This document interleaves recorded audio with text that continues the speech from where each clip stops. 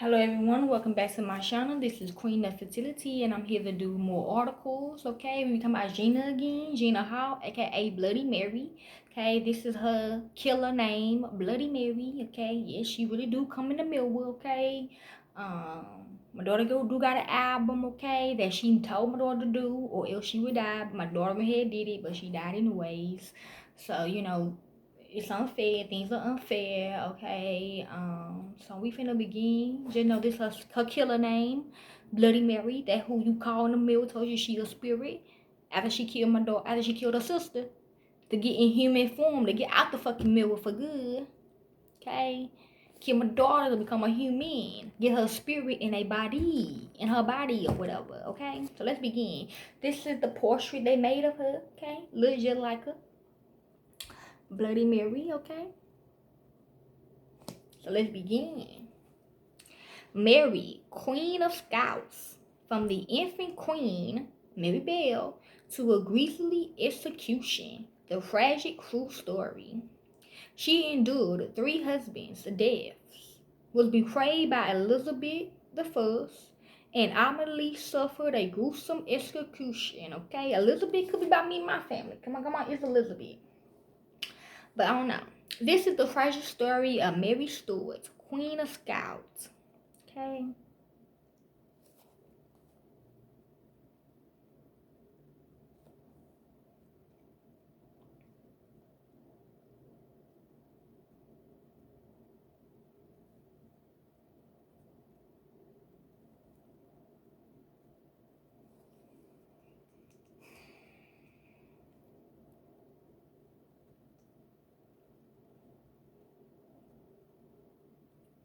Okay, this is better. Okay.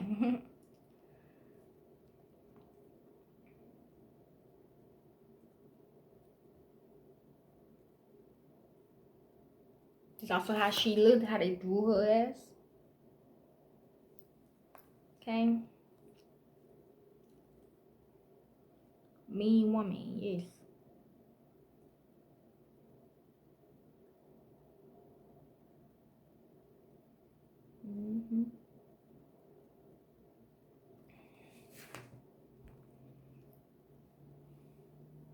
What inspired Queen Bloody Mary's gruesome nickname? She did burn hundreds of Protestants at the stake, true, but also history, as they say, is written by the victors. Okay, yes, okay. It's also how she looks. Okay, she was the first ever Queen of England to rule in her own right, but to her critics, which is me, Mary the First of England had long been known as Bloody Mary. Okay, how she did my daughter, she owned that. I mean, like what it said though, she owned her right to be queen. Okay. The unfortunate nickname was thanks to her prosecution of Protestant heretics, whom she burned at the stake in the hundreds. But is this a fair portrait? Question mark. Yes. Was she the bloodthirsty religious fanatic that posterity had bequeathed to us? Yes. While hundreds died under Mary's reign, who her dark legacy may have had much to do with the fact that she was a Catholic monarch succeeded by the Protestant queen in a country that remained Protestant. Me, my daughters. History, as they say, is written by the victors. Okay? The Bible. Okay? That's our history. Okay. History, as they say, is written by the victors. Okay? During her 5-year reign, Mary had over 300 religious dissenters who burned at the stake in what are known as the Marian prosecution. It is a statistic that seems barbaric, but her own father, Henry III, executed 81 people for her heresy. After her half-sister Elizabeth, Bladaya, also executed scores of people for their faith, the Bible, Christianity, blood. So why is Mary's name linked with religious prosecution? I did. When I was captured by her, she made me wear gloves though, and I will give her a bath in blood. Okay. I had to wear gloves though, cause she didn't want me to contaminate her blood. Okay, her bath time. Okay. Being burned at the stake was typically punishment for heresy. Okay, heresy. Okay. First, it's important to understand that heresy was considered by all of early modern Europe to be an infection, us African Americans, of the body politic that had to be erased so as not to poison society at large. Okay, this is a mission to genocide us, to extinct us like dinosaurs. Okay, all over Europe, the punishment for heresy was not only death, but also the total destruction of the heretic's corpse to prevent the loss of their body parts for release. Therefore, most heretics were burned and their ashes thrown in the river, and Mary's choice of burning was completely standard practice for the period. Okay, blood. Her sister Elizabeth I was a little more savvy. In her reign, those convicted of practicing Catholicism by training, Catholicism can be a witch, okay? By training as priests or sheltering was convicted as traitors and punished accordingly, but being hanged and quartered, okay? So everybody don't want to join your side, you will be killed, okay? And if you are black or whatever, African American or whatever, and you don't want to die, you choose them, then shit.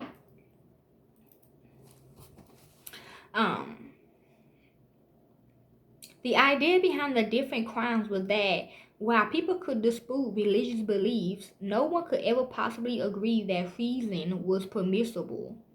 If one person can be held responsible for Mary's reputation, however, it is the Protestant methodologist John Fosse.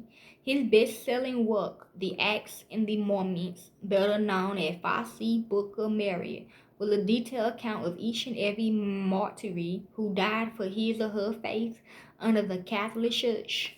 I salute y'all.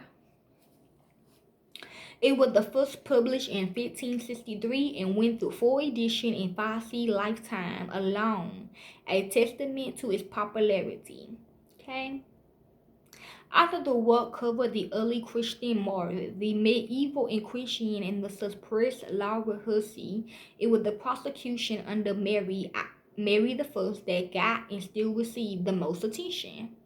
They were partially due to the custom-made, highly detailed woodcuts depicting the gruesome torture and burning of Protestant marshes surrounded by flames. See, if we don't come together, we all finna go to hell with this bitch. And look what she's saying. She queen, okay? She queen bee over here in this bitch, okay? I'm not finna go to hell for y'all. Okay, I'm really not. None of y'all. We will be burning with her. Okay, he gonna be torturing our asses. In the first 1563 edition, 30 out of the 57 restorations depicted execution under Mary's reign. Shit, more than that.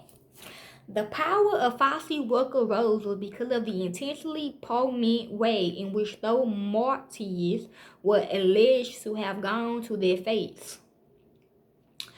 See, our face is to burn in hell, okay? Whether his sources was accurate or not, and many believe they were not always entirely accurate. So I could be Fosse, that's what she's saying.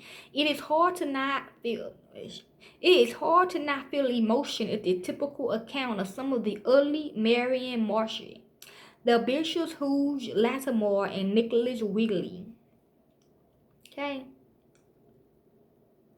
They a fire god kindled with a fiery and laid the same down at Dr. Will our feet, to whom M. Latimer spake in his manner, Be of good comfort, Master Willie, and play the man. To my James, we shall this day light such a candle by God's grace in England, as our first shall never be put out.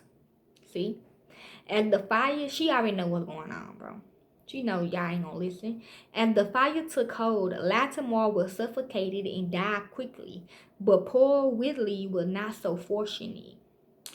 For my baby kid, the wood burned too fiercely against his feet, and so he withered in agony and repeatedly cried out, Lord, have mercy upon me. Intimating this cry, let the fiery come unto me. I cannot burn. Okay, that's why I came back. Um, Protestant martyrdom become powerful folklore. First published 5 years after Mary's death, Fauci's work was a huge success. Printed as an enormous folio, the second edition was ordered to be installed in every Catawba church, and church officials was told to place copies in their house for the use of servants and visitors.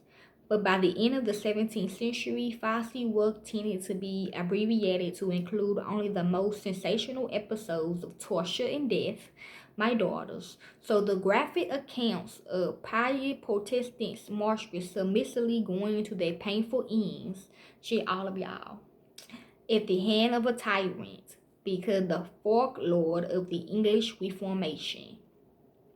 Mary died Mary died at age 42 in 1558 during an influenza epidemic, which is happening now. Although she had also been suffering from abdominal pain and may have had human or ovarian cancer. Her half sister Elizabeth succeeded her as a Protestant monarch. In England, we made Protestants. That means me, because I thought she was my mama. Even the various sects of that, well, she is my mama in the spiritual thingy. She took me, she adopted me after she killed my daughters. Like she my God or whatever. But I don't worship that bitch. So even if the various sects of that religion were then so loggerheads that they plunged to the kingdom into a civil war, Catholicism, or what they call popestry, was something they could all agree was worse than anything else. Okay.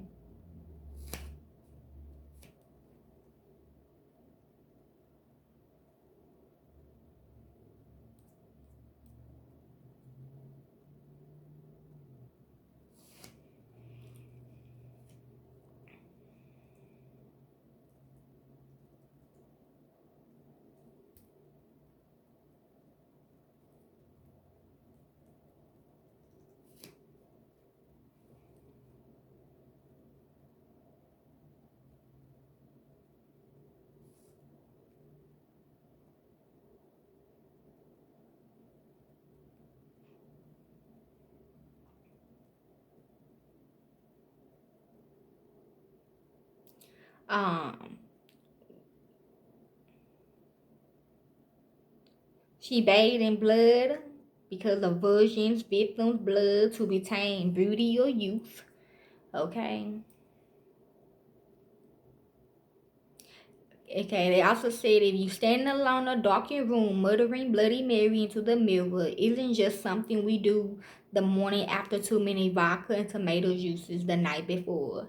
Since at least the 2nd century, scare seekers and the superstitious have been dabbling in captophometry, the act of divination, losing the mirror. Ooh, thank you. Maybe you can help me out here.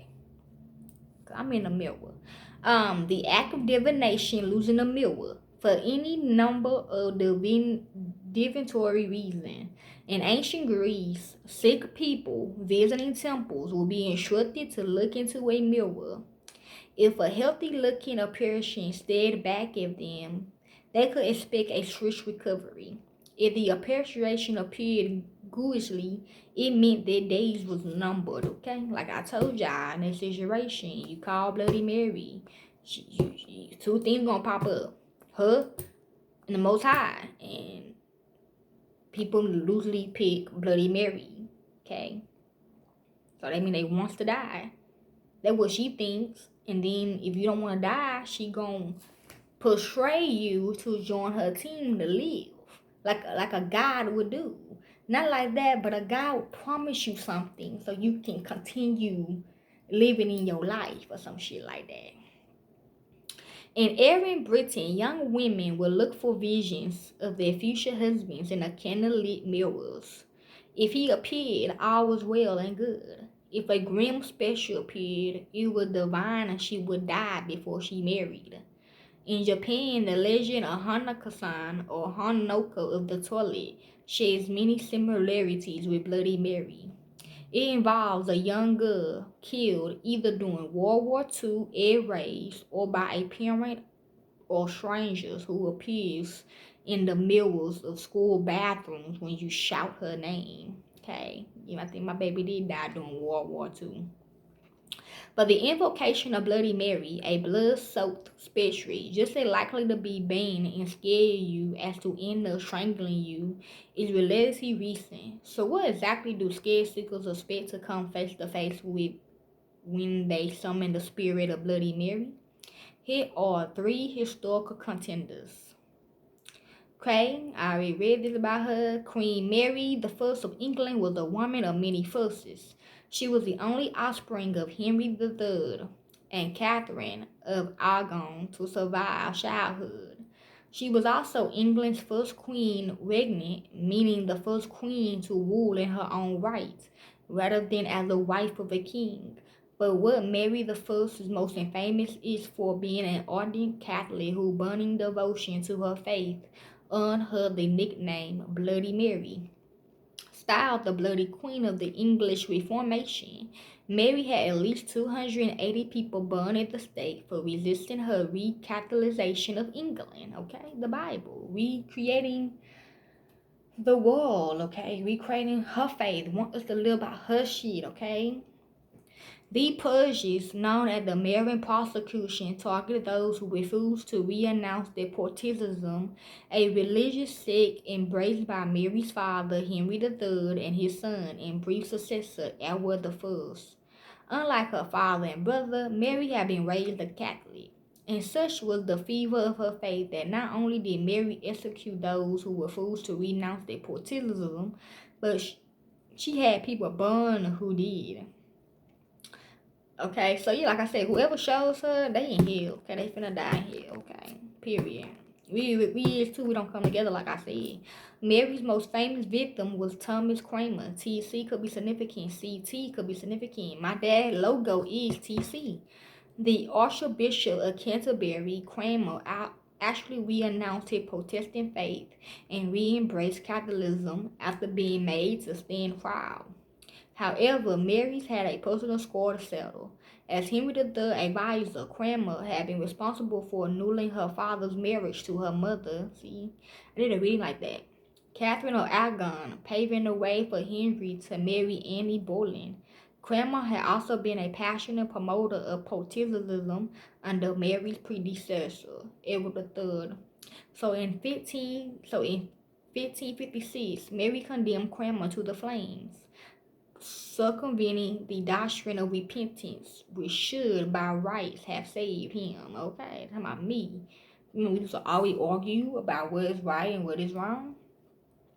Even by the standards of the time, the burnings Mary oversaw was gratefully nasty. They evoked hostility among the English population, further fanning the flames of anti-Catholic and by intensely anti-Spanish sentiment.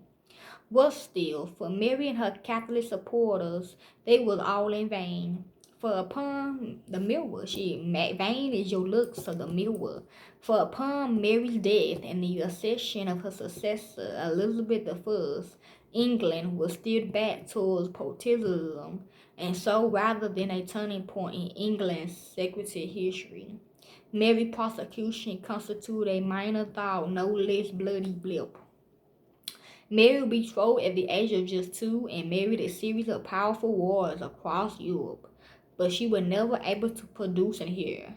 When she was 37, she apparently became pregnant, displaying all of the symptoms. Okay, I don't know about all that because she got kids, but she never gave birth. Okay, I guess her religion or something.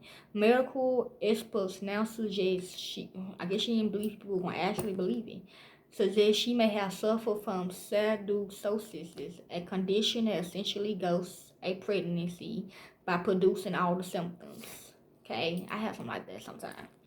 Mary fell pregnant again, but died at age 42 during an influenza epidemic. I told you in the beginning, in 1558, it was an influenza that got Bloody Mary. Bloody Mary the First though, but ovarian cysts or uterine cancer. Okay, so we're going to King James. As the daughter of King James of Scotland, his French queen, Mary of Guise, boasted a legitimate claim to both the Scottish and English thrones. She also enjoyed the support of Scotland's longtime allies against the English, the French. The only problem was that the Queen of the South happened to the formidable Elizabeth I. Many refused to recognize Elizabeth's legacy as queen because it did not Henry III marriage to her mother, okay? Because she was a whore or whatever, okay? And Gina was not, okay? So they probably were trying to do to me, too.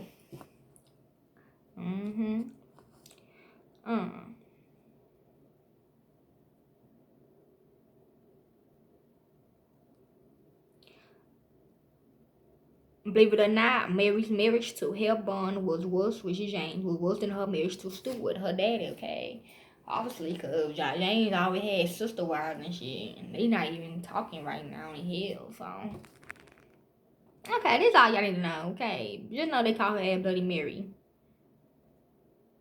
She might not be called Mary, but the violent deeds of Country is Elizabeth Boucher and analyzed made her a strong contender for the figure of Bloody Mary.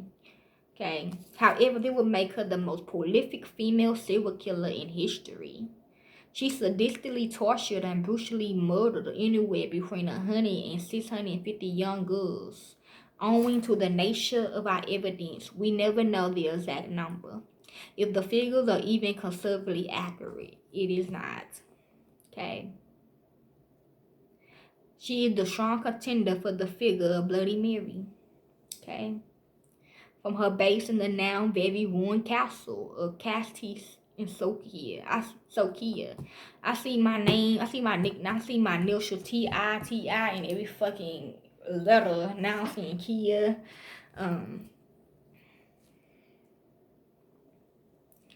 Did Bloody Mary bathe in blood? Yes, I'm a witness. She was better known as the Blood Countess because she used to bathe in the blood of her victims. She did this, we told, because of the belief that their blood would preserve her youthful appearance. Nevertheless, it's likely that she had already embarked upon such cruelty while her husband was still around, okay, James. She was married to Fernand Nadasi, FNNF, a Hungarian war hero who fought with distinction against the Ottomans and gifted her his family estate of Castle for their wedding. What I tell y'all? Harry Tubman book, y'all. Book of Shadows. That's actually my family lineage. That's on my grandma's side. Wait a minute, hold up now. James and Charmaine, y'all done did too much. How you think they know so much about us? My family lineage. However, oh my God, his death in 1604 gave way to 6 years of unabated killings. After exhausting, the first president, President Brown, that was his book. That was his daughter. He began inviting the wealthy daughters of minor aristocrats to Cattises to be instructed in the arts of court etiquette. Okay? How to teach us how to be a lady. How you gonna teach me how to be a lady? Rather than receive a Catholic education, however, they would instead ritually slaughter the food. An investigation launched by the King of Hungary was requested by concerned recently daughterless aristocrats. Found that for years, Bathory had been committing the kind of atrocities that make Game of Thrones torture scenes look like child's play. Some victims will be scalded with right hot tongues before being dunked in freezing water. Others will be covered in honey and slowly devoured by ants. Some will be burned, mutilated, and even cannibalization. The luckier ones will merely be beaten to death. Me. On December 30th, 1610, Bathory was finally arrested along with 4 females accomplices. They were put on trial, during which dozens of witnesses came forward to testify. People in the spiritual realm, shit. But it was decided that the councillors should be put to death. Doing so would be only detrimental to the reputation of the nobility. Gina and them. Shanice shit. In a widowless cell where she would live out her 4 remaining years. The story of Bloody Mary had been cited as the inspiration for Bram Stoker's 1897 novel Dracula, and it still brings a fair bit of tourism to the area of Castis. Among the souvenirs available are bottles of battery blood from the local winery, ruby red naturally. So who is Bloody Mary based on? Gina shit. She's a apparition you expect to see stand back at you. She do. Mary First of England, a pale figure bathed in the blood of burned Protestants. Mary Queen of Scots, a headless sinning queen, or Bloody Mary Bathory, a serial killer constantly bathed in the blood of young women. Whichever it is, you wouldn't like to meet any of them in a dark alley. Never mind, see them staring back at you in a candlelit bathroom mirror. Okay? Hopefully y'all enjoy my piece.